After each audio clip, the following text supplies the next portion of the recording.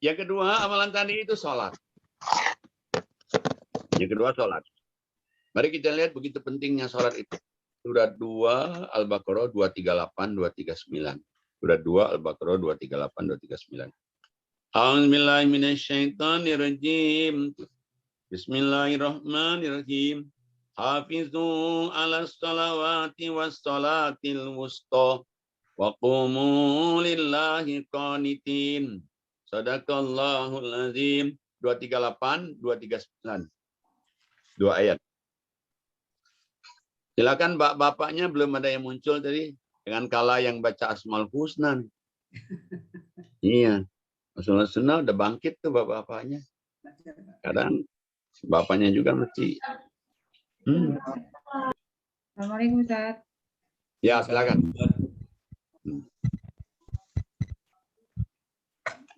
A'udzubillahiminasyaitonirrajim. Bismillahirrahmanirrahim. Peliharalah semua sholat dan salat usta, dan laksanakan sholat karena Allah dengan khusyuk. Jika kamu takut ada bahaya, salatlah sambil berjalan kaki atau berkendaraan. Kemudian apabila telah aman, maka ingatlah sholatmu sebagaimana Dia telah mengajarkan kamu apa yang tidak kamu ketahui. Sadaqallah. Kita lihat jemaah ini, Allah akan jagalah semua sholat 5 waktu itu. Tapi Allah ingatkan lagi 5 waktu plus jagalah sholat wusto. Apa itu wusto? Asar. Biasanya orang itu asar itu tanggung. Jadi biasanya orang asar habis kerja kantor gitu. Kemudian sebentar-sebentar asar. Nah, biasanya orang kalau di kantor saya dulu ya, dia asarnya suka digabung dengan maghrib. Sehingga dia jam 5, dia ke mushola, dia sholat asar, nunggu sebentar, dia nunggu maghrib. Nah, itu sebetulnya nggak dianjurkan begitu. Makanya kenapa asar itu, kenapa tanggung. Tapi asar itu kalau orang bisa awal waktu asar, itu doa dikabulin. Sama subuh. Subuh juga itu kalau dia sholat awal waktu, doa dikabulin juga. Nah, kemudian Allah katakan, khusyuklah kamu dalam mengerjakan sholat. Kemudian kalau kamu takut nggak dapat waktunya, mungkin kondisinya di kendaraan, di mobil, di pesawat, boleh kamu sholat sambil duduk. Boleh sholat sambil berdiri. Boleh sholat sambil berbaring. Tapi kalau kamu sudah selesai dari perjalanan, keadaan aman, balik lagi seperti biasa. Saking pentingnya sholat itu.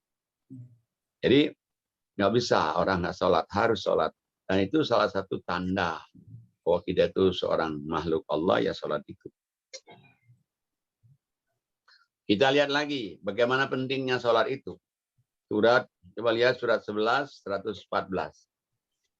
11, 114. A'udzubillahiminasyaitonirrajim. Bismillahirrahmanirrahim. Surat 11, surat Hud, ayatnya 114. Aqimis sholata tarafayin nahari wa zulafam minal lail. Innal hasanati yudhibna sayyi'at.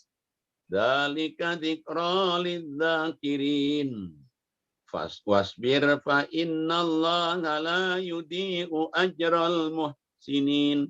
Shadaqallahul azim. A'udzubillahi minasyaitonirrajim. Bismillahirrahmanirrahim. Dan dirikanlah sembahyang itu pada kedua tepi siang, pagi, dan petang, dan pada bagian permulaan daripada malam. Sesungguhnya perbuatan-perbuatan yang baik itu menghapus dosa perbuatan-perbuatan yang buruk. Itulah peringatan bagi orang-orang yang ingat. Dan bersabarlah, karena sesungguhnya Allah tiada menyia-nyiakan pahala orang-orang yang berbuat kebaikan. Shadaqallahul azim. Jadi Allah katakan dirikanlah sholat kedua tepi. Kedua tepi itu tepi siang, subuh, zuhur, asar. Tepi malam, maghrib, isya. Jadi kamu kerjakan yang sholat dua tepi ini, maka ada jaminan perbuatan baik kamu ngapusin dosa-dosa kamu. Dosa kita waktu masih kecil, waktu SMP, SMA, makan tempe 3, bilang 1, coba. Kita minta ampun, kemana lagi sekarang? Ya aduh, tukang tempenya di mana? Warungnya di mana coba? Sholatlah 5 waktu. Otomatis sholat itu ngapusin dosa kamu. Itu jaminan dari Allah loh itu. Nah, inilah peringatan bagi orang-orang yang mau ingat kepada Allah. Apalagi Allah katakan kalau dia sholat, tambah lagi sabar. Allah tidak akan menyia-nyiakan pahala orang yang banyak berbuat baik itu. Masya Allah. Luar biasa ya sholat itu. Banyak sekali manfaat sholat itu. Ya sebetulnya kita secara tidak sadar olahraga juga itu. Apalagi kalau misalnya orang itu sholat bisa 5 waktu tahajud duha qobliyah ba'diyah, 5 waktu tahajud duha qobliyah ba'diyah, 5 waktu tahajud duha qobliyah ba'diyah, Masya Allah. Itu, waduh, sehat sekali itu. Kenapa? Darahnya jalan seret. Tapi niatnya jangan niat untuk olahraga. Niatnya karena Allah dulu. Nanti olahraga ngikut. Dan juga jaminan rezeki juga. Jaminan rezeki juga. Udah jaminan rezeki, jaminan kebahagiaan juga. Jadi kalau orang tuh pengen tenang hidup, bahagia hidup, di akhir hayat kita, coba sholat itu. Coba lihat suratnya 20, 130. A'udzubillahiminasyaitonirrajim. Bismillahirrahmanirrahim. 20, 130. Fasbir ala ma yaquluna wasabbih bihamdi rabbika qabla tulu'i syamsi wa qabla ghurubiha wa min ana al-lail fasabbih wa atrafan nahar la'allaka tarda. Sadaqallahul azim. Pak-bapak ada nggak sih bapak-bapak yang Bapak gantian. Iya. Ya. Bapak. Assalamualaikum warahmatullahi wabarakatuh. Waalaikumsalam. Maka sabarlah engkau Muhammad atas apa yang mereka katakan dan bertasbihlah dengan memuji Tuhanmu sebelum matahari terbit dan sebelum terbenam, dan bertasbihlah pula pada waktu tengah malam dan di ujung siang hari agar engkau merasa tenang. Shadaqallahul adzim. Kan biasanya orang kan obat tenang itu karena disuntik supaya dia ada obat tenang, dia gelisah tuh orang kalau udah tua itu. Kenapa dia gelisah? Mungkin banyak dosa, mungkin banyak kesalahan. Tapi Allah katakan kalau kamu itu pingin tenang hidup, di masih muda tenang, masa tua tenang, masa akhir hayat tenang, sabar atas apa orang katakan, itu satu. Yang kedua, bertasbih sebelum terbitnya matahari, berarti subuh itu. Tasbih juga sebelum terbenamnya, berarti asar. Dan juga apa namanya tengah malam, tahajud. Dan juga siang, zuhur. Ya 5 waktu plus tahajud ini. Supaya Allah katakan la'allaka tardo, agar kamu itu tenang. Jadi kalau orang ingin mencari ketenangan, sebetulnya sholat aja 5 waktu yang baik. Dan tambah tahajud, tenang. Dan itu betul sekali. Kalau kita ingin merasakan hidup ini tenang, hidup ini bahagia. Dan juga rezeki dijamin juga. Nggak usah pusing. Biar sudah pensiun, nggak usah pusing. Kenapa ada jaminan dari Allah kalau dia sholat? Mana jaminannya? Lihat 132-nya. A'udzubillahiminasyaitonirrajim. Bismillahirrahmanirrahim. Wa'mur ahlaka bis-shalah. Wastabir 'alaiha. La nas'aluka rizqan nahnu narzuquk. Wal aqibatu littaqwa. Surat 20 132. Silakan. Pak Dadi. Assalamualaikum warahmatullahi wabarakatuh. Waalaikumsalam. Dan perintahkanlah keluargamu melaksanakan sholat dan sabar dalam mengerjakannya. Kami tidak meminta rezeki padamu. Kamilah yang memberi rezeki padamu. Dan akibat yang baik di akhirat adalah bagi orang-orang yang bertakwa. Bayangin, ayat ini Allah katakan suruhlah keluargamu sholat. Jadi kalau kita bapak, suruh istri, anak, suruh juga asisten belakang, asisten depan, suruh sholat semua. Satu keluarga itu sholat. Dan sabar kamu mengerjakannya. Allah katakan kalau kamu sholat, keluargamu sholat, sabar mengerjakannya. Kami tidak minta rezeki kepada kamu, malah kamilah yang kasih kamu rezeki. Masya Allah. Akibat yang paling baik itu adalah bagi orang bertakwa. Yang ngomong Allah. Terus saya ngomong maybe yes, maybe no. Might be right, might be wrong. I am just human being like you too. Ustaz juga manusia. Loh, kalau saya kamu. Tapi kalau Allah yang ngomong pasti kan.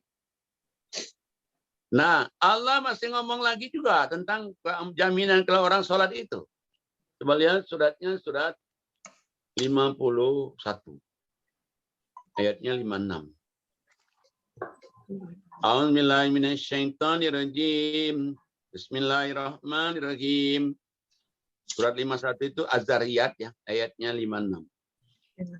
Wa ma khalaqtul jinna wal insa illa liya'budun. Ma uridu minhum min rizqin wa ma uridu an yut'imun. Innallaha huwar razzaq dzul quwwatil matin.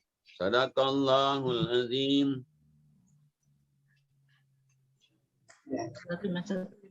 Dan Bismillahirrahmanirrahim. Dan aku ciptakan jin dan manusia supaya mereka mengabdi kepadamu. Tiadalah aku menghendaki rezeki pemberian dari mereka, dan tiada pula aku menghendaki supaya mereka memberi aku makan. Sesungguhnya Allah dialah Maha Pemberi rezeki yang mempunyai kekuatan yang kukuh. Ya. Kita lihat ini suratnya 51 Az-Zariyat ayatnya 56. Allah katakan, aku tidak menciptakan jin dan manusia kecuali untuk menyembahku. Kemudian aku tidak minta rezeki kepada kamu, malah kalau kamu menyembahku, aku kasih kamu rezeki, aku kasih kamu makan. Allah katakan, kalau kamu menyembahku, sesungguhnya Allah Maha Pemberi rezeki dan Maha mempunyai kekuatan yang kokoh. Jadi sebetulnya kita diciptakan ini yang tujuannya untuk sholat itu. Cuman sayang aja orang nggak ngerjain sholat. Maaf ya, bukan di sini, maksudnya di tempat lain. Sayang sekali. Padahal kalau dia mau ngerjain sholat udah tenang, udah bahagia, rezeki dijamin, dan itu betul. 1000% is right. Masya Allah. Bener itu. Nah, ini yang kedua. Tadi satu ngaji, yang kedua sholat ya, di harga mati kita. Yang ketiga sekarang infak, sedekah. Infak sedekah ini penting sekali. Kenapa penting sekali? Dia infak itu supaya nolak bala, nolak musibah, nolak bala anak, nolak bala cucu, nolak penyakit ya. Coba lihat surat 2 Al-Baqarah ayatnya 195. Surat 2 Al-Baqarah 195. A'udzubillahi minasyaitonirrajim. Bismillahirrahmanirrahim.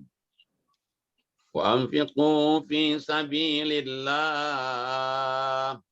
wa la tulqu bi aydikum ila tahlukah wa ahsinu innallaha yuhibbul muhsinin. Sadaqallahul azim. Assalamualaikum warahmatullahi wabarakatuh. Waalaikumsalam warahmatullahi wabarakatuh. Dan infakkanlah hartamu di jalan Allah, dan janganlah kamu jatuhkan diri sendiri ke dalam kebinasaan, dan dengan tangan sendiri, dan berbuat baiklah, sesungguhnya Allah Subhanahu wa taala menyukai orang-orang yang berbuat baik. Shadaqallahul azim. Jadi Allah katakan, infaklah kamu di jalan Allah. Jalan Allah itu ngasih orang tua, jalan Allah, ngasih saudara susah, jalan Allah, nah yatim, jalan Allah, fakir miskin, jalan Allah, untuk pengajian, jalan Allah. Allah katakan, kalau kamu infak di jalan Allah, supaya kamu itu jangan menjatuhkan dirimu ke dalam bahaya. Bahaya api neraka, bahaya di dunia. Bahaya di dunia.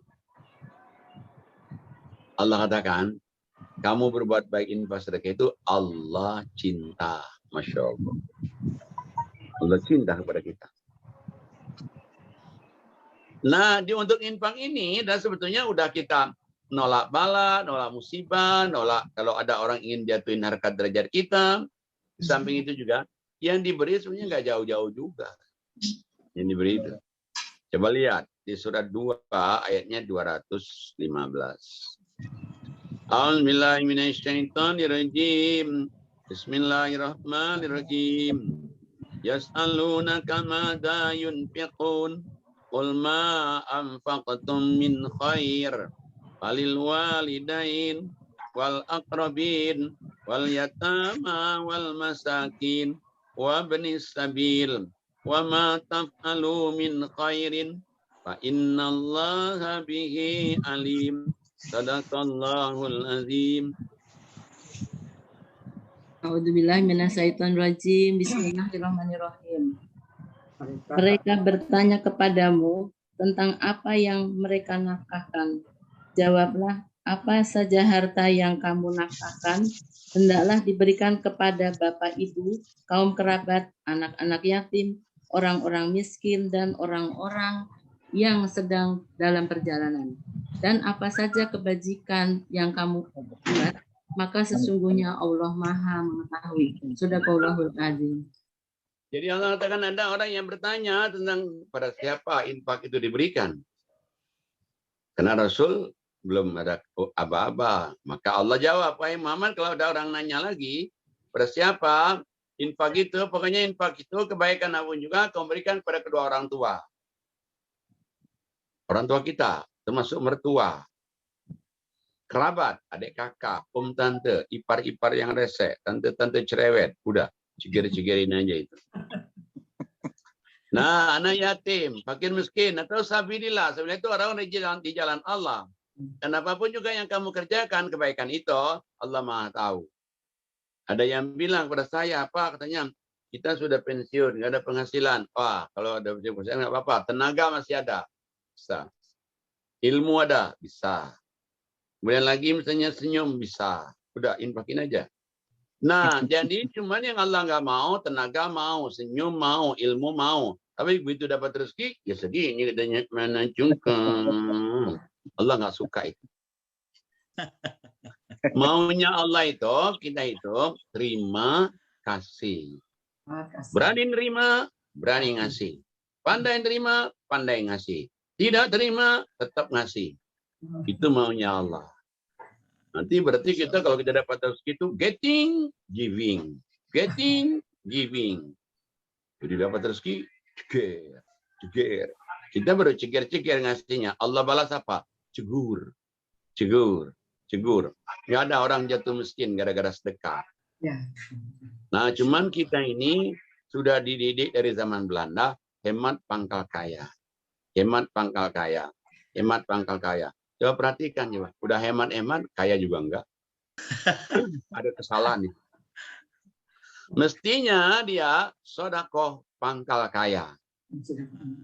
Loh kok bisa begitu? Ya ada ayatnya. Coba lihat suratnya, surat 2 ayatnya 261. Surat 2, 261. A'udzubillahiminasyaitonirrajim. Bismillahirrahmanirrahim. Matalul ladzina yunfiquna amwalahum fi sabilillah kamathali habbatin ambatat sab'a sanabila fi kulli sumbulatin mi'atu habbah wallahu yudha'ifu liman yasha wallahu wasi'un alim. Sadaqallahul azim. 261, 262. Coba yang belum baca ada enggak? Yang belum baca, dia mampu baca. Coba baca, Pak. Ya, silakan. Coba baca. A'udzubillahi minasyaitonirrajim. Oh iya, Bu Ali dari Belum. Perumpamaan orang yang menginfakkan hartanya di jalan Allah seperti sebutir biji yang menumbuhkan 7 tangkai. Dan pada setiap tangkai terdapat 100 biji. Allah melipat gandakan pahala bagi orang yang dikehendakinya. Dan Allah Maha Luas, Maha Mengetahui. Terus. Orang yang menginfakkan hartanya di jalan Allah dengan tidak menyebut-nyebut infaknya dan tidak menyakiti perasaan penerima, mereka memperoleh pahala di sisi Tuhannya. Tidak ada rasa takut pada mereka dan mereka tidak bersedih hati. Lihat itu Allah katakan perumpamaan orang-orang menginfakkan hartanya di jalan Allah, apakah orang tua, anak yatim, fakir miskin, apakah saudara atau masjid atau musola. Allah katakan perumpamannya sama dengan sebutir benih. Sebutir benih itu tumbuh 7 batang. Setiap batang 100. Berarti 1 jadi 700. 1 jadi 700. Jadi kalau 1 jadi 700, berarti kalau kita infak 1.000 aja 700.000. 1.000.000, 700 juta. Gimana nggak cepat kaya itu? Yang janji Allah. Yang janji Allah, Masya Allah. Syaratnya ringan, coba. Syaratnya ringan. 1, jangan disebut. Dan jangan menyakitkan hati penerima. Syaratnya ringan sekali. Nah, makanya kalau kita lihat di sini bahwa nggak ada bank di dunia ini yang 1 jadi 700 mana coba? Mandiri enggak, BCA enggak, bank apa namanya, bank DKI enggak juga, BNI enggak. Coba bank Allah. 1 jadi 700, Masya Allah. Syaratnya cuma jangan disebut, jangan nyakitin hati penerima, itu aja. Nah, jadi kalau orang mau cepat kaya, ya banyak sedekah aja. Banyak sedekah aja. Jadi, dan jaminannya ada di Quran lagi. Kalau nggak ada di Quran, mungkin kita pilih, ya Allah bohongin kita. Ngapain Allah bohongin kita? Nah, makanya Allah nyuruh kita untuk infak itu sering, berkali-kali. Berkali-kali. Malah bisa merubah karakter. Karakter nggak sabar jadi sabar. Karakter nggak bisa memaafkan kesalahan orang, jadi bisa memaafkan kesalahan orang. Kalau dia infak sedekah. Coba lihat surat 3. Ayatnya 134. Ya. Oh, dari 132 aja. A'udzubillahiminasyaitonirrajim. Bismillahirrahmanirrahim. Wa ati'ullaha war rasul la'allakum turhamun. Wasari'u ila magfiratin min rabbikum wa jannatin arduha as-samawati wal ard wa iddat lil muttaqin alladzina yunfiquna fis sarra wad dharra wal kazimina al ghaiz wal afina 'anil nas wallahu yuhibbul muhsinin. Shadaqallahul azim. Silakan yang belum. Silakan yang belum. A'udzubillahi minasyaitonirrajim. Dan taatlah kepada Allah dan Rasul agar kamu diberi rahmat. Dan bersegeralah kamu mencari ampunan dari Tuhanmu dan mendapatkan surga yang luasnya seluas langit dan bumi yang disediakan bagi orang-orang yang bertakwa. Yaitu orang yang berinfak baik di waktu lapang maupun sempit, dan orang-orang yang menahan amarahnya dan memaafkan kesalahan orang lain. Dan Allah mencintai orang yang berbuat kebaikan. Ya. Kita lihat coba ini Allah katakan, Allah kasih tahu, coba ikutlah Allah, ikutlah Rasul. Nah, biasanya orang ikut Allah, ikut Rasul, umumnya yang diikut adalah uniform. Kalau sunnah Nabi, pasti orang bilang, sunnah Nabi enggak. Ya, maksudnya sunnah Nabi itu punya istri 2 atau 3 enggak. Padahal kan sunnah Nabi bukan saja istri 2 atau 3. Nah, kemudian lagi, nah cuman itu. Padahal Allah katakan, ya orang kalau mau ikut Allah, ikut Rasul, dapat rahmat itu apa? 1. Kamu habis sholat istighfar. Habis sholat istighfar. Habis sholat istighfar. Kalau kamu habis sholat istighfar, nanti Allah akan jamin kamu akan masuk surga seluas langit dan bumi, dan kamu juga akan dimasukkan ke surga bersama orang bertakwa. Tapi Allah katakan mau masuk surga seluas langit dan bumi, sholat istighfar, masih Allah katakan not enough.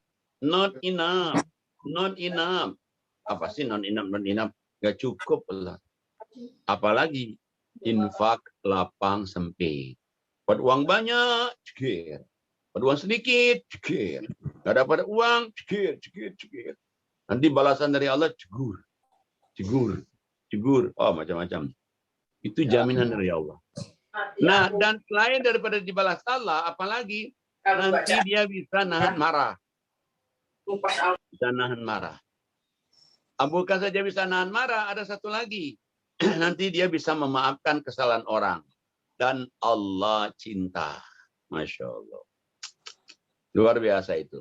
Nah, cuman ini memang Allah minta itu kalau kita 3 amalan ini kita ada sama diri kita, istiqomah, waduh, berkah.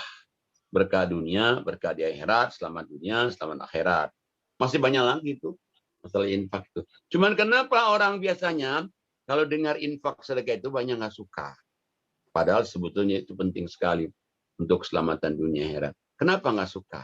Nggak sukanya itu, coba lihat surat 17, ayatnya 100. A'udzubillahiminasyaitonirrajim. Bismillahirrahmanirrahim. Qul law antum tamlikuna khazaina rahmati rabbi idzal la amsaktum khasyatal infaq wa kanal insanu qatura. Sadaqallahul azim. Silakan yang belum. Saya lagi boleh. Oh ya, Salam. Bismillahirrahmanirrahim. Katakanlah Muhammad, sekiranya kamu menguasai perbendaharaan rahmat Tuhanku, niscaya perbendaharaan itu kamu tahan karena takut membelanjakannya, dan manusia itu memang sangat kikir. Jadi katakanlah Muhammad, seandainya Allah berikan pada kamu itu perbendaharaan, langit bumi yang Allah berikan pada kamu, niscaya dia tahan. Kenapa? Dia tahan untuk infak itu. Karena sifat manusia itu aslinya sangat kikir. Jadi kalau ada orang kikir, biasa itu. Tapi yang hebat itu orang nggak kikir. Kenapa? Lapang hatinya, murah rezekinya, dan selamat jauh musibah, jauh petaka. Nah padahal Allah udah bilang, kalau kamu itu berinfak sedekah itu, aku ganti. Bayangin, kalau gantinya satu-satu aja, berarti kita nggak rugi kan? Apalagi gantinya itu. Berapa gantinya? 1 menjadi 700. Coba lihat suratnya 34, 39. 34, 39. Nanti yang baca, yang mau baca tadi siapa? Bapak yang belum sempat baca tadi. Yang udah mau baca tapi tadi keduluan tadi. A'udzubillahi minasyaitonirrajim. 34, 39. Qul inna rabbi yabsutur rizqa liman yasha'u min ibadihi wa yaqdir. Wa yaqdirulah wa ma anfaqtum min syai'in fahuwa yukhlifu wa huwa khairur raziqin. Sadaqallahul azim. Siapa yang udah mau baca? Tapi tadi suaranya udah ada tapi keduluan tadi. Saya Pak, boleh Pak? Ya, boleh. Ya, Pak Bongki, silakan. A'udzubillahiminasyaitonirrajim. Katakan, sungguh Tuhanku melapangkan rezeki dan membatasinya bagi siapa yang dikehendakinya di antara hamba-hambanya. Allah akan mengganti apapun yang kamu infakkan.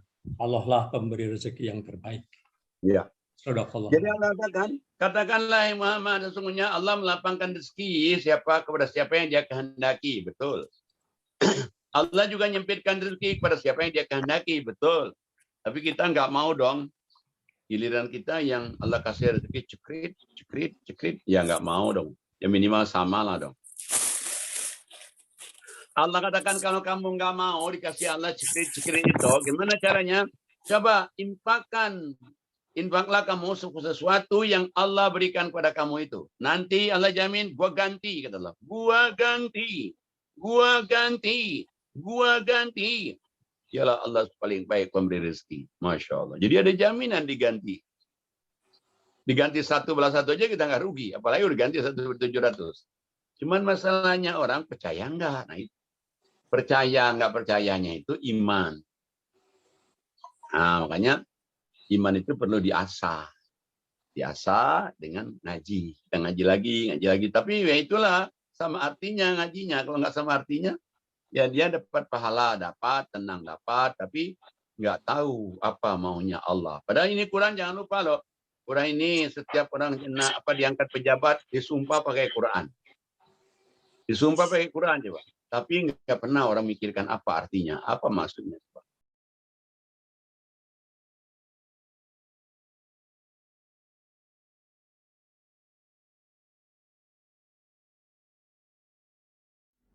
حسبي الله ونعم الوكيل نعم المولى ونعم النصير حسبي الله ونعم الوكيل نعم المولى ونعم النصير حسبي الله ونعم الوكيل نعم المولى ونعم النصير حسبي الله ونعم الوكيل نعم المولى ونعم النصير حسبي الله ونعم الوكيل نعم المولى ونعم النصير حسبي الله ونعم الوكيل نعم المولى ونعم النصير حسبي الله ونعم الوكيل نعم المولى ونعم النصير حسبي الله ونعم الوكيل نعم المولى ونعم النصير